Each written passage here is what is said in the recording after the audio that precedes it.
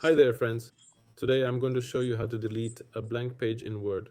So I've got a document here that has a blank page right in the middle, okay? It's between the third and fifth pages. To get rid of that blank page, we need to click on the View button and then hit Navigation pane. And that will open up the navigation pane, and here we need to select Pages. Here we'll get an overview of the pages. As you can see, my fourth page is blank. I click on it and then press the Delete button. And just like that, the blank page is gone. There's another way to do it too. You can just switch to that page. And then just select the very last row on that page and simply hit backspace, moving the pages up.